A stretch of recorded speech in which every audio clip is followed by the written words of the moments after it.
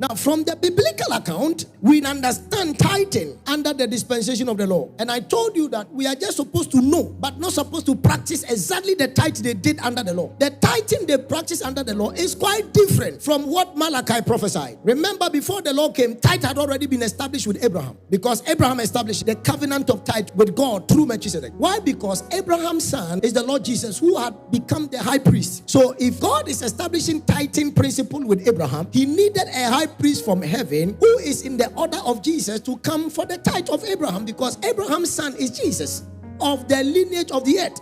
As far as the earth is concerned, Jesus is the son of Abraham. You believe that Jesus is the son of God, true, who came from heaven. But in the earth realm, he was adopted. God gave his son to Abraham to give birth to the earth. So Mary and Joseph are of the seed of what? Abraham. They are from Judah, and they gave birth to Jesus. So that is what made Jesus to come from Judah. That's what the Bible says. You can't dispute about it. You can't throw it off. And tithe is not a carnal way of worship, where we say, all the tithers, bring your tithe in front. Stand here. Close your eyes. All of you start praying, and we emotional prayers. Father, we pray as they are tithing, so that it will compel others to give tithe. Tithe is not given, it is paid. It's like a tax system. That is why it is paid to the priest, so that they take care of the people working in the house of God. That is what it is. We must not hide from it. It is not used for structures, period. Otherwise, the church will not come into the level of the blessing God has ordained. So tithing under the law is on this wise. Leviticus chapter number 27, from the verse number 30 to 34. So the people under the law did not have to feel inspired. They didn't have to fully understand tithing. It was just commandment under the law. Do it. And anyone who shall not do this shall be cut off. That was the commandment and instructions of the law. They were not bringing tithe to the sanctuary. No. The bronze altar was not for collection of tithes. The tithes were channeled to the priest's home. The storehouse is where the priest lives. Bring all the tithe into the storehouse, that there will be meat in my house. The people have been ordained as priests, Nethinims, servants in the church. They are the ones who are supposed to take tithes. The Levite, the Bible said they have been given the temple. Portions have been divided to them to clean it and to keep it. So the tithe comes to the Levite, and they in turn took a master of it and went to their heads, the priests, Aaron and his sons, and paid it to them. So they too, they collected tithe and paid tithe of them. And the Bible says, then you can eat the rest with your family and prosper. For it is your portion for the service of the temple. It is your portion for the service of the temple. That's why if you are really called as a man of God permanently, you can prosper holistically when you don't dedicate your time to the Lord in the service of God. Even if you are working in other field, you still should dedicate time for the working of the Lord. It's your service, and you need to be a tither yourself. Now let's go ahead up to the 34. Let's read it. He shall not inquire whether it is good or bad, nor shall he exchange it. And if he exchanges it at all, then both it and the one exchanged for it shall be holy. So when this was the tithe, bring this one as it is. That is the reason why when you take your income, your salary, take your tithe before you start spending the rest. Take your income before you start spending the rest. Otherwise, the one that you exchange with, both that one, maybe you spent it and later you want to refund it. The one you are refunding with and the one that was supposed to be the original, together, add them together and bring it as tithe to God. Under the law, you dare not disobey. Because when you disobey, you appear before the tabernacle and fire from heaven, and you are foaming. Then Moses comes and says, oh, take him outside the camp and bury him. That was what was happening. God, he could not entertain disobedience. But under grace, you are supposed to be taught, understand it, believe it, and do it. If you don't believe it, the blessing of it will not come.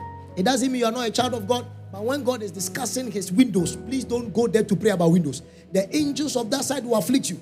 If somebody is stealing your money, don't ask God, because he said, I will rebuke the devourer for you. You have told him, I don't want you to be rebuking the devourer for me. I will handle the devourer myself.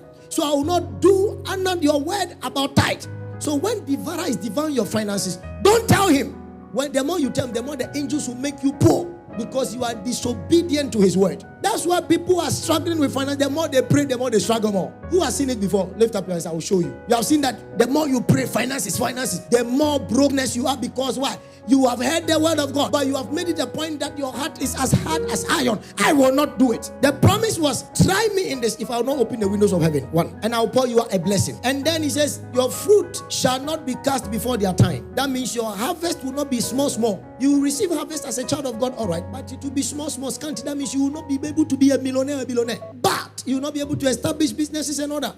You establish business, it will collapse. Why? Because the devourer has a time of visiting. That is why many people, entrepreneurs in this country, they spoke against God concerning tithe. They told some of us who paid tithe that we are fools. Today we are standing. Today they are no more. Why? Because they mocked the word. Devourers came and devoured their businesses.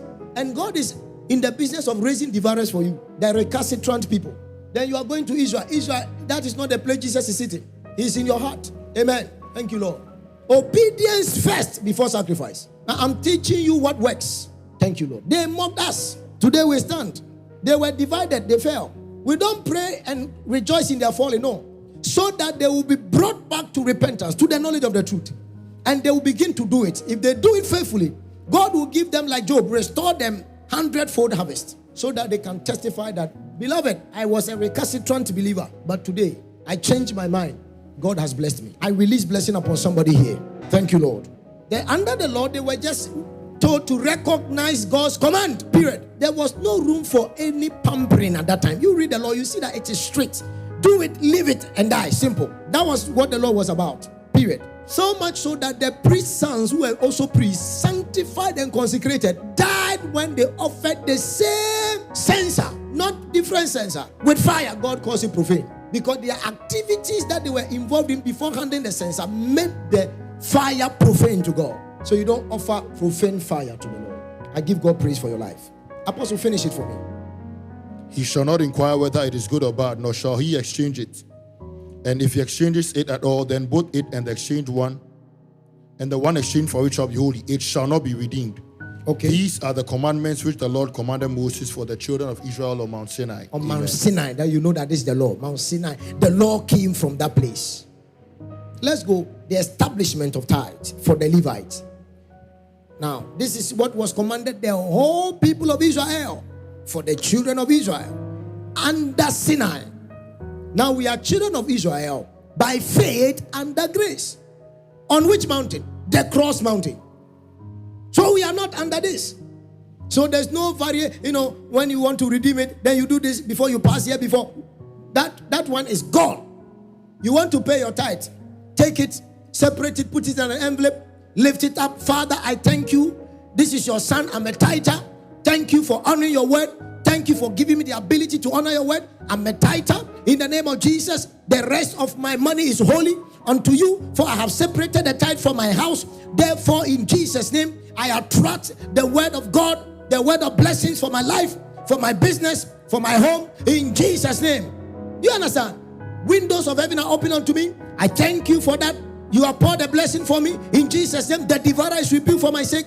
I give you all the praise and glory in the name of Jesus. You come to church, walk to the back, and give your tithes.